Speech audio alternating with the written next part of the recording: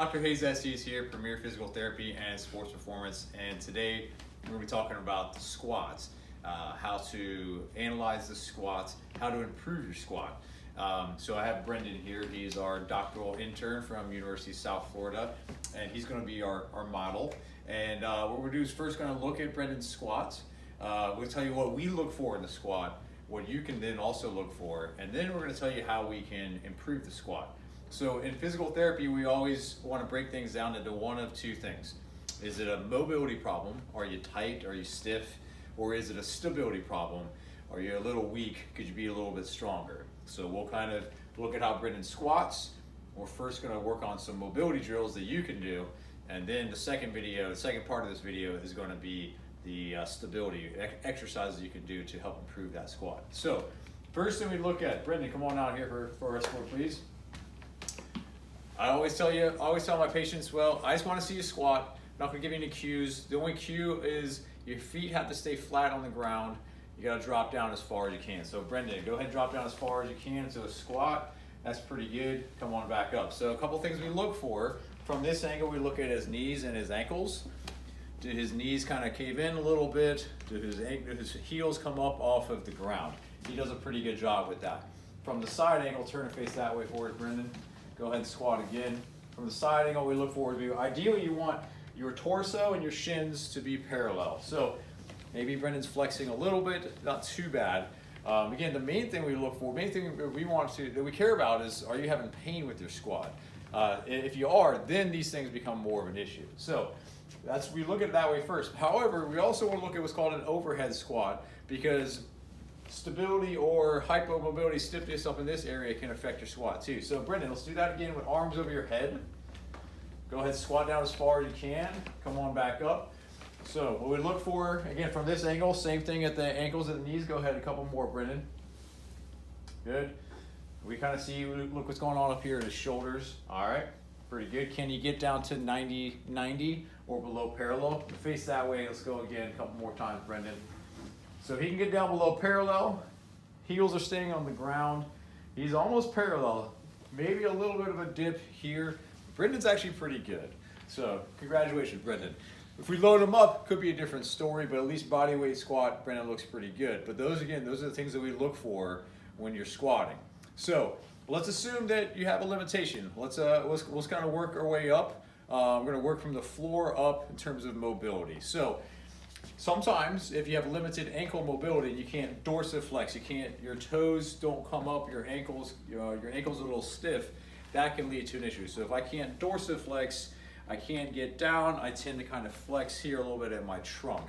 So we start by working on that. So a simple mobility drill for the ankle. Brendan, let's come over here.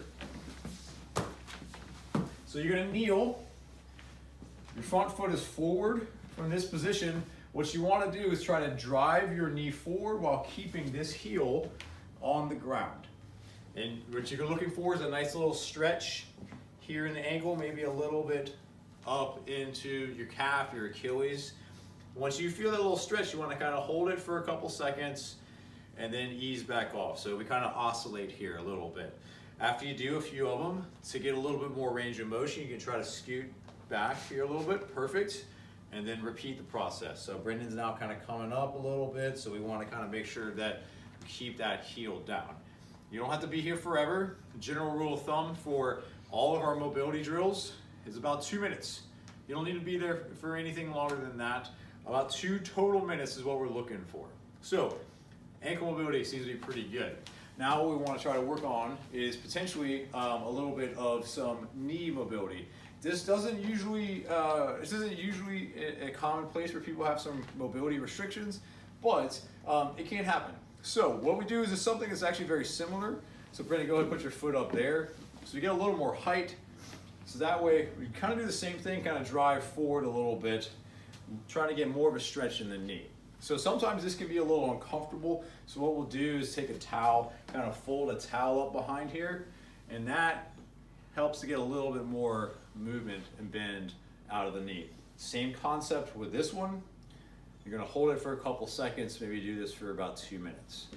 So we kind of cleared the ankle, we cleared the knee, so now let's go up into the hip. So for the hip, sometimes what can be limited is you could have some tightness in your inner thigh, you could have some tightness in the joint itself, limiting the rotation of the hip. So a nice little drill we like to do for this one is kind of a squat drill like so. You squat down as far as you can, you place your elbows on the inside of your knees.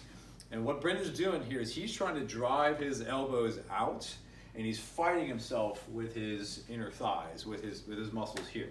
So Brendan's gonna try to push out and fight himself, hold it for a couple seconds, and then relax. And the goal with this one is for Brendan to try to get down a little bit more each time and try to get those knees out a little bit wider each time. So again, this is a great one for the hips, okay? Very good, Brendan. Okay, so again, let's keep working our way up. Let's go to the low back. So with the low back, there's a ton of things that you can do. Since we're here working on the squat, we want to try to go ahead and do a mobility drill that is in the squatting position. That's why we did our kind of lunges for the ankle and the knee. We did that little squat technique right there for the inner thighs and the hips. So this next one is going to be another good one. We're going to squat and work on mobility of the lower and mid back. So we're going to go to the wall.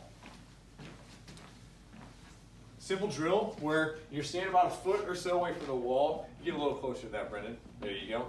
Hands are up over your head, because remember we got that overhead squat we want to work on.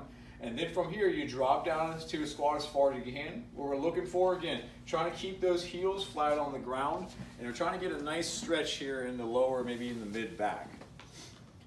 Kind of the same concept as before. You hold it for a few seconds and then you come back up out of it. And again, the rule of thumb with all these is that we want to get a nice gentle stretch. We don't want it to be painful. We want to just feel like we're kind of stretching some things out. And if you notice on there, Brendan was not able to get as far down on that squat as he was on the overhead squat before.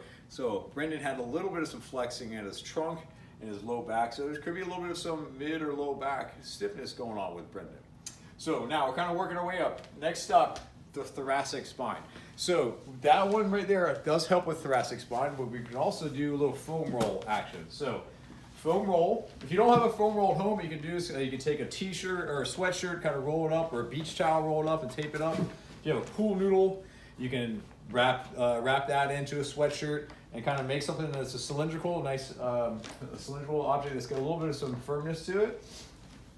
So the thoracic spine starts a few inches above your belt, comes all the way up just above your shoulder blades. So you're going to put this foam roller kind of right in a spot that feels a little tender, a little stiff. The key with this one, people want to kind of arch over with this one. We actually don't want to do this. What we want to think about is you're trying to kind of block one of your vertebrae with the foam roll, and you're kind of shifting over a little bit. Now, this is not actually what's happening in your body, but this is what you want to think about to get some mobility out of that thoracic spine. So if I cannot extend in my thoracic spine, and that forces me into some flexion here. And again, under load, that could lead to a little bit of an issue. So Brendan's kind of cradling the back of his head. Tuck your chin a little bit more, Brendan. And then he's keeping his elbows close, and he's trying to think about squeezing his shoulder blades together so that he's kind of, again, shifting over that thoracic spine. So you do about 4 or 5 rounds at one level, and then you can slide it up. Yep, there you go. Go up to the next level and rinse and repeat. And again, you're not here forever. A couple minutes. That's all we're really talking about. So one last piece that could be limiting you, especially your overhead squat, is your lat. So this is a little more soft tissue that we're talking about now. It's not as much joint related, but if my lat is tight, it limits how much I can flex my shoulder, so it makes it even harder to get up into this overhead position, which is important for your cleans, especially your snatches, overhead squats, those type of movements. So foam rollers out again. Your lat kind of attaches right here on the outside, the meaty part's right here on the outside of your shoulder blade. It does start down here, but this is the part we want to kind of work on. So you're going to find the outside of your shoulder blade. Go ahead and lie sideways on the foam roller, okay? And as Brendan rolls on the foam roller, he's going to kind of, again, gently flex his arm and then kind of come back in. And flex the arm and kind of come back in, okay? So working on mobility that way, trying to improve your lat mobility so you can get into those overhead squat positions. You gotta be careful with this, and there's a lot of nerve endings around here. It's a pretty sensitive area, so don't crank on it too much. Might cause more harm than good. So we worked our way up. We got one last one that we just kind of call our squat mobility technique, squat mobility exercise. That really is like an assisted squat, works on everything at the same time. So hop on up. We're gonna head over right behind camera one. So find a sturdy object. We got our treadmill in here. You grab onto any sort of machine, grab onto a partner, grab onto a door frame. From here, what we're gonna do, Brendan's just gonna kind of squat down. He's gonna hang on to something to kind of help achieve that position. So if you look at the bottom of the squat, this helps him out. He's got a great position down here. Shin and trunk are about parallel. He's getting a nice, kind of a nice re-education technique for a squat. But this is also a good one. Just kind of hang there, get a nice little stretch. You can work on ankle, knee, hip, low back, mid back in this position, and really just kind of re-educating your body on what a proper squat is supposed to feel like. Okay, so we worked on mobility in the first part of the video, and so we're going to move on to doing some re-education exercises and some various squat exercises to help improve your back squat, to let you get to depth and to let you increase your weight on your squat. So the last exercise we left off with was the assisted squat, where Brendan was hanging onto something and dropping down to a squat. So this is great for mobility, but it also helps with some re-education. So if someone has a lot of mobility, but they forget how to squat, you can grab onto a sturdy object. And again, keeping your heels down, dropping down as far as you can, bracing your abs a little bit, driving out of the squat with your glutes and quads. You can help kind of re-educate the body, re-educate the brain in terms of what a proper squat technique is. So we've worked on Brendan's mobility. His mobility is great, but now let's say Brendan goes to do a back squat and he still has trouble getting down to parallel.